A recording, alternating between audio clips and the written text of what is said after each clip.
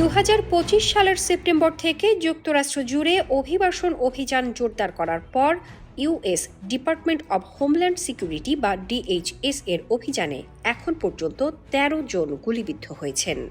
এদের মধ্যে 4 জন নিহত। ঘটনাগুলো বিভিন্ন অঙ্গরাজ্যে ঘটেছে এবং বেশিরভাগ ক্ষেত্রেই জড়িত ছিলেন immigration and customs enforcement ICE ও US customs and border protection CBP কর্মকর্তারা।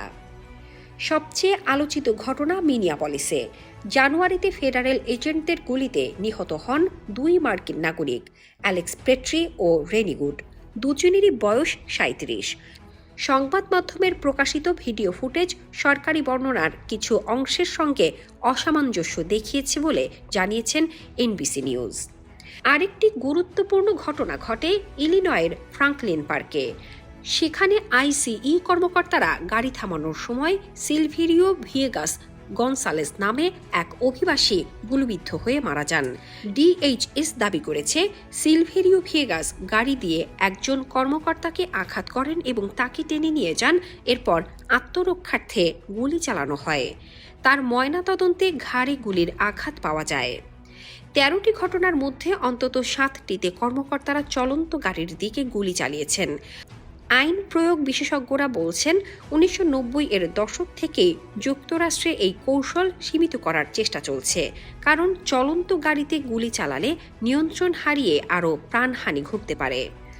দ্য নিউ ইয়র্ক টাইমস ও সিবিএস নিউজ তাদের প্রতিবেদনে উল্লেখ করেছে, অনেক ক্ষেত্রেই এখনও কোনো চূড়ান্ত তদন্ত রিপোর্ট প্রকাশ হয়নি।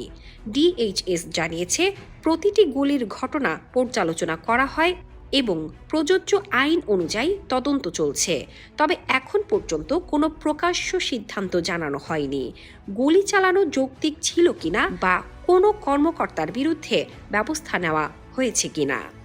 গুলিবিদ্ধদের মধ্যে সন্দেহভাজন অপরাধী, কাগজপত্রহীন অভিবাসী এবং মার্কিন নাগরিক সব ধরনের মানুষ রয়েছেন। অন্তত 6টি ঘটনায় আহত ব্যক্তিদের বিরুদ্ধে মামলা করা হয়েছিল, যার মধ্যে 3টি মামলা পরে খারিজ হয়ে যায়। এই পরিস্থিতি যুক্তরাষ্ট্রে অভিবাসন নীতি, আইন প্রয়োগের কৌশল এবং নাগরিক অধিকারের প্রশ্নে বড় বিতর্ক তৈরি করেছে। এক পক্ষ বলছে কর্মকর্তারা জীবন বাঁচাতে বাধ্য হয়ে গুলি চালিয়েছেন, অন্য পক্ষ বলছে এটি কি ধীরে ধীরে একটি প্যাটার্ন হয়ে উঠছে। তদন্তের ফলাফল প্রকাশ না হওয়া পর্যন্ত বিতর্ক চলতেই থাকবে। আপনার মতামত কি? কমেন্টে জানান।